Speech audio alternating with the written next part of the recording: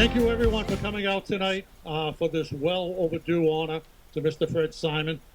Everybody has a story of Fred and what he's done for our communities. And I just want to thank everybody for showing up and remembering the great man that he was. His wife Elaine, his daughters Julie and Maria are here today. So we just want to thank them for coming. Oh, I'm sorry, and daughter Millie, I apologize. And so I just want to thank the family for being here and just having this special moment for Fred. Everybody's got a story about Fred, and I just want to share a quick one about Fred. Number of years ago, I'm over at Saints Memorial Hospital. I'm sitting there visiting somebody, and you had to take turns going in and out of the hospital because they wouldn't let so many guests in and out. So I'm waiting down the lobby, and who comes walking in? Dave Nangle. So Dave comes walking in. He was the rep at the time, and he's sitting there. Yeah. He comes sitting next to me. He's visiting somebody, and he gets kicked out of the room. So now the two of us are down there. We're having a conversation about what we can do for our community. As we're sitting there, get a tap on the shoulder. There's Fred. Now we have a meeting. It's supposed to be a day about us visiting, our loved ones, and Fred all of a sudden just took over. You know what we need to do? And he just, he was that kind of guy. Like if he had 5 seconds with you, he was going to get you to do something. He was just, and me and Dave just sitting there like, all right, what is he going to make us do now? And he started talking about how we're going to do this and we're going to do that and we're going to raise money for this and we're going to do it and he just went on. But he was just one of those guys that was always recruiting the next person to help the community. So when we were talking about doing this memorial, I had a young man come up to me, Mr. Michael Casey, who's here, and he's going for his Eagle Scout project. And he called me and said, Mr. Kratman, I'm looking for something to do on my Eagle Scout project. And I immediately just thought of Fred. And I'm like, I'm going to recruit him. So welcome to the crew, Michael. As part of this, Michael made this his Eagle Scout project. And he coordinated, he made the flyers, he got the scouts, he cleaned up all this on 9/11, did fundraising, did a whole bunch of things. But I'm going to have Michael come up and say a few words about his project. Michael, if you come forward, please.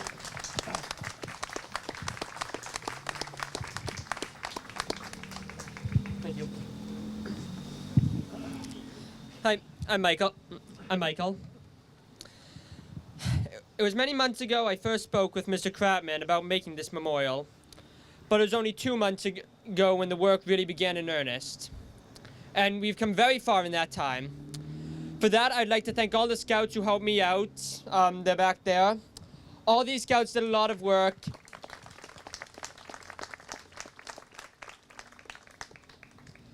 There are also many others who couldn't be here today, who are also assisting with it. These scouts helped tremendously with primarily the garden around the bench, which is the majority of the physical work we were doing. The Lew's Granite Company installed the bench itself. Well, I never had the pleasure of meeting Mr. Simon. I have seen the fruits of his labor all my life. I've been attending the 9/11 ceremonies here as long as I've been in Scouts. The work he did here for the town and for all the victims of that fateful day is immeasurable, and he can never be honored enough. But I hope here that we've paid one small part of the debt that we owe him. Thank you. Michael, before you go away, I want to present this to you. Right when 9/11 was happening, we were doing the memorial, we were all running around a little bit crazy. We showed up here, and the place looked horrible. It was dirt and moss, and it was a long season, and we needed to get it cleaned up. So we reached out to Michael and the scouts, and all of them came down here, and they spent the weekend scrubbing the bricks. I did notice that one of the mothers was down doing most of the scrubbing, but the scouts were out here doing the making it nice. So, Michael, I got a citation for you from the select board, thanking you for your work on the 9/11 memorial and making it work. And I also have another one if you were presenting 249. We got one for the whole troops for thanking them for doing that. Thank you so much. Appreciate it. All right, at this time, I'm going to have members of the 9/11 committee come up. We got along with Mr. Simon, we have three of the original members here who worked hand in hand with him when they built this. And so I'm going to have them, they know Fred the most in the history of this, so I'm going to have them come up and say a few words about it. Thank you.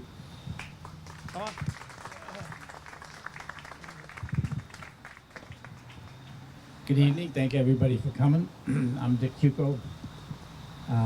We've known Fred. He used to work with my father-in-law, so we've known Fred for a long, long time in the lane. So unfortunately, I was sitting very quietly one evening trying to have a peaceful supper, and the phone rings. Yes, it's Fred. I'm up at the Tewksbury Library. Can you come up here? And he's, he goes on and on. So I'm like, yeah, come up here. And he says, we have to do a memorial, and, because the victims here, they love to read, so the library's a perfect spot. I want to do a little gazebo over in the corner. Fred. So it's my two compatriots here, and we come up, and it's like, we're not doing a little gazebo over in the corner made out of wood that's going to fall apart in 3 years. We're going to do something substantial. So we came around here, sitting on the wall, saw this area and said, that's where the memorial should be. And then we looked back and saw the library and said, we're going to mimic that and build this thing. But I don't know, it's going to cost a lot of money. Not a problem. Next day, I think he was at Cameo Diner and every place else, and he was getting all kinds of money. So, but I don't want to belabor this, but I have to tell this one story because Fred was here every day working with all the subs, making sure that they were doing everything right. So when we were putting the bricks in, it was pouring rain, so we had a big canvas tent covering all the memorials so that the bricks could lay in nice dry mortar. So Fred's walking around, he's walking around. I'm standing out here, and I said, what are you doing? He says, I want to go inside and see Mark Bradley, but I can't figure out how to get in. And I said, what kind of Arab are you? You can't figure out how to get into a tent. So he always reminded me of his heritage, but because he spent so much time with our family and my father-in-law, we affectionately called him Alfredo Simeone. So, but we love Fred, we miss Fred, and there'll never be anybody else like him. All right, thanks.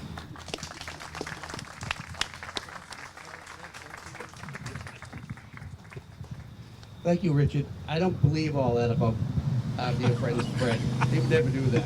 I'm going to tell one quick story, and that's it because we want to keep this thing moving. Fred called me one day. I worked for Market Basket for 35 years. And he called me one day and he said, I really want to buy 4 turkeys to give to the Salvation Army, but they'll only let me buy 2. Can you arrange for 4? So I called the store manager, John Gordon, and said, John, sell them 4 turkeys. Even though it was limited to, just sell them 4 turkeys. And then I got a call from him and said, you have an SUV, so why don't we use your car to go pick up the turkeys? I said, okay. So I pick him up, and he said, on the way we can have lunch. So now I know I'm buying him lunch, too, And we get there, we get to the store, and John Gordon, the manager, comes out, and he brings the 4 turkeys out, and he's here. John, I really want 8 turkeys, so I'm going to buy 4, and Jim's going to buy 4. And so we started this thing, and the next year I was buying 8. The last year we did it, when he couldn't do it anymore, he had me buying 24 turkeys for the Salvation Army. He kept on digging deeper and deeper into my pocket, like everybody else's pocket. But that was Fred, and you had to love him. And we're just honored today that we could do this little thing for Fred and his family. They're all so wonderful. And thank you all for coming. Thank you, everyone. Bob, would you like to say a few words? I'd like to, but Richard said everything I was going to say. So remember what he said. That's what I was going to say. But no, truly, I can remember the day that we sat on that wall, pulling our hair out, wondering what we were going to do. As it started, as Jim said, it was going to be a cabana or a little wooden shack. And Richard said, it's not going to last. We have to build something substantial. I know I'm mimicking what he said, but this is what we came up with. And the way we did the foundation of this was done when we sat on that wall and we looked at each other, Richard, surveyor, engineer, me, a builder. Why don't we just build it here? You think we can get permission? Fred, can we get permission? Yes. Permission was granted, right that quick. It's amazing. If you wanted anything done at all, ask Fred Simon. Fred could get anything done. Even in Lowell, he could get it done. That's right. But I thank you all for coming, and enjoy the evening. Thank you.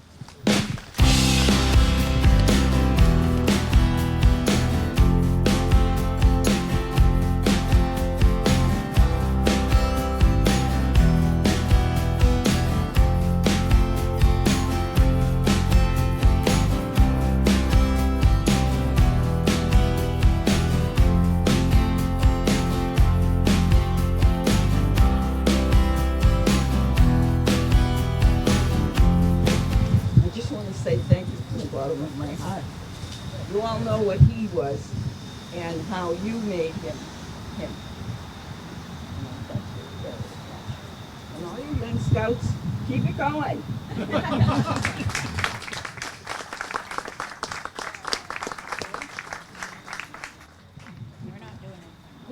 We were expecting to just meet the Eagle Scout today. We didn't know there were going to be all these people, so this is a little unexpected, as we say in first grade. So thank you very much. We appreciate. There's something else happening. Yes, there is. Yes, there's something else Okay. I'm just going to say thank you very much. Our dad would get a kick out of this, but he would also be embarrassed. He was happy to celebrate other people. He didn't feel comfortable when people talked about doing things for him, and so I just think this is awesome. He would love it secretly, and it's really nice to see his name on that bench, and every time we drive by we'll think of him. like being. Thank you so much. That's all for my dad. You know how we were talking about recruiting the young people to come up here? We have a young lady that is willing to sing the national anthem for us. So we're recruiting her to come up here and have the next generation keep this going. So young lady, here you go. Thank you. Oh, say, can you see by the dawn's early light what so proudly we hailed at the twilight's last gleaming, whose broad stripes and bright stars through the perilous fight o'er the ramparts we walked were so gallantly streaming, and the rockets had glared, the bombs bursting in air gave proof through the night that our flag was still there. Oh, say, does that star-spangled banner yet wave o'er the lands of the brave and the home of the brave? Tell everyone your name so they can remember it. I can speak. What's that? I'm Capri. Capri. Okay. So Capri, you are now recruited, and you'll be here many times coming in the future. So, Thank you. You did a wonderful job. Thank you.